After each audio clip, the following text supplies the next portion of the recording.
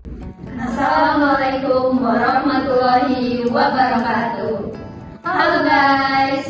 Perkenalkan, nama aku Putri Dwi Utari dengan NIM 124350014. Aku Luciana Ismarmata dengan NIM 124350101. Aku Ainul Gloria Busdini dengan NIM 124350032. Aku Hana Faiza dengan NIM 124350020. Aku Kenja Faban dengan NIM 124350038. Kami dari kelompok 2 di sini akan menjelaskan terkait sintesis asam amino. Sintesis asam amino adalah proses pembentukan asam amino dari senyawa sederhana yang ada di dalam tubuh manusia. Proses ini merupakan bagian dari anabolisme protein, di mana penyusunan molekul kompleks dari molekul sederhana. Klasifikasi asam amino dibagi menjadi dua bagian, yaitu esensial dan non-esensial. Non-esensial berarti yang dapat disintesis oleh tubuh kita, contohnya adalah seperti analin, glisin, dan juga serin. Kemudian ada yang namanya asam amino non-esensial. Ini tuh yang tidak dapat diperoleh dari tubuh kita, di mana kita tuh harus memperolehnya dari makan makanan, contohnya kayak makanan daging, buah, sayur-sayuran. Contohnya itu bisa ada lisin, ada leusin, ada triptofan, dan juga ada valin. Setiap asam amino memiliki proses sintesis yang berbeda-beda. Namun secara umum, tahapannya dapat meliputi yang pertama itu ada tahap pembentukan kerangka karbon. Di sini terdapat 3 jalur. Yang pertama ada intermediate glycolysis. Di sini akan dihasilkan kerangka karbon yang pendek. Misalnya pirufat, fosfonol pirufat, dan trifosfoglycerat. Yang jalur yang kedua itu ada cyclostrep yang akan menghasilkan kerangka karbon yang lebih panjang dan kompleks. Yang ketiga itu ada pentosal fosfat yang akan menghasilkan precursor untuk menghasilkan asam amino aromatik, misalnya eritrosa 4 fosfat dan ribosa 5 fosfat.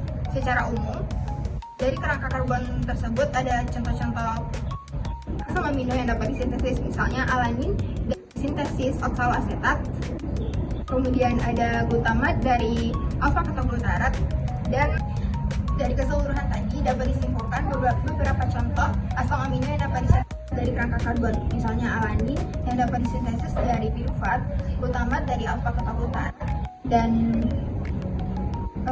aspartat dari oksaloasetat. Nah, setelah pembentukan kerangka karbon, maka akan masuk ke tahap transaminase yang menjadi tahap utama dalam sintesis asam amino non-esensial. Di tahap ini terjadi pemindahan gugus asam amino atau NH2 dari glutamat ke asam alfa ketol. Nah, di situ dia menghasilkan asam amino baru dan alfa ketol glutarat. Nah, reaksi ini dikatalisis oleh enzim transaminase atau aminotransferase dengan koenzim peridoksal, fosfat atau vitamin B6. Adapun contohnya yaitu pirufat ditambah glutamat menghasilkan alanin ditambah dengan alfa ketol glutarat, yang dimana enzim yang mengkatalisisnya itu adalah alanin transaminase.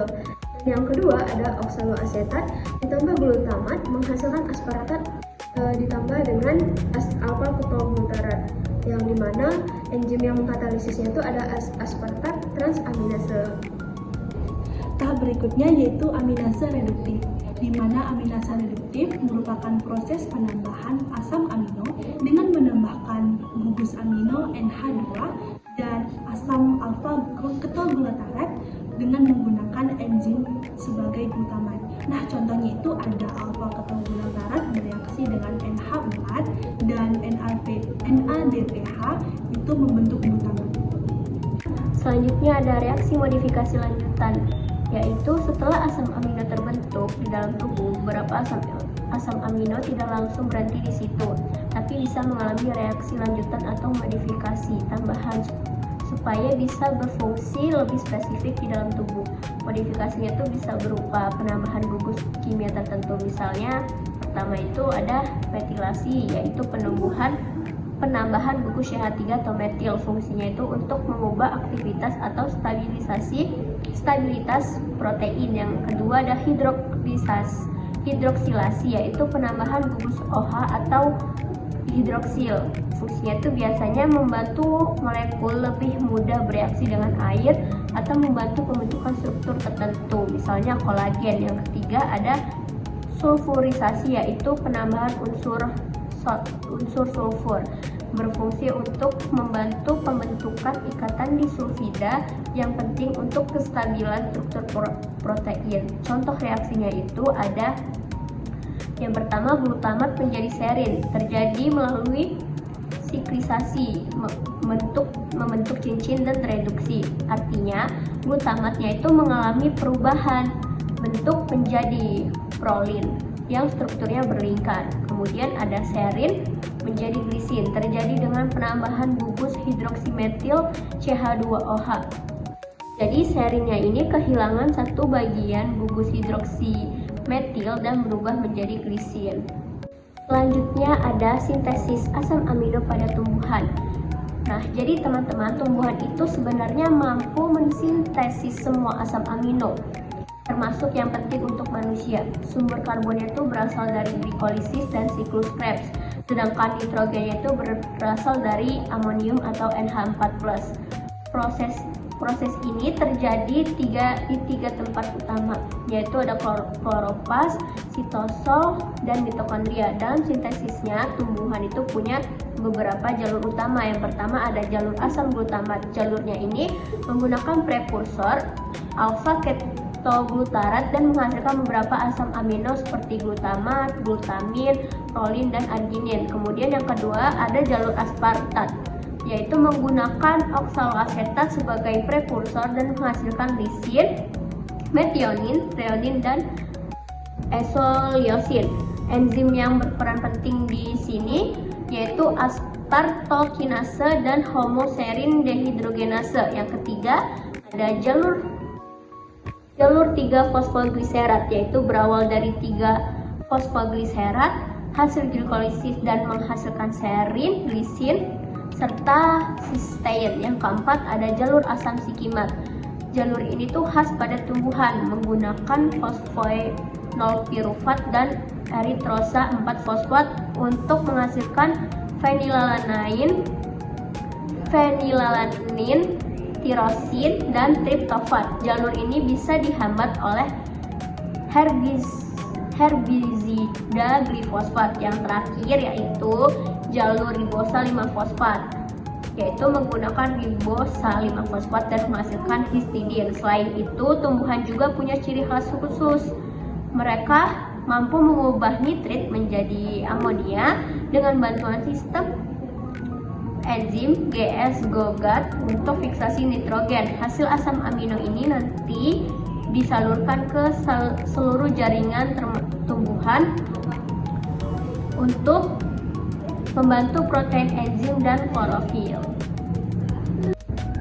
Nah, berikutnya yaitu jalur asam amino pada bakteri, yang merupakan proses biosintesis yang mengubah senyawa sederhana menjadi berbagai asam amino. Bakteri membuat asam amino menjadi 6 jalur. Yang pertama adalah glutamat.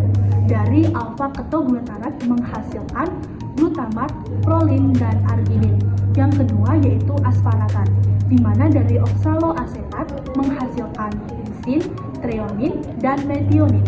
Yang ketiga yaitu pirufat, menghasilkan alanin, valin, dan juga leusin. Nah, yang keempat itu serin.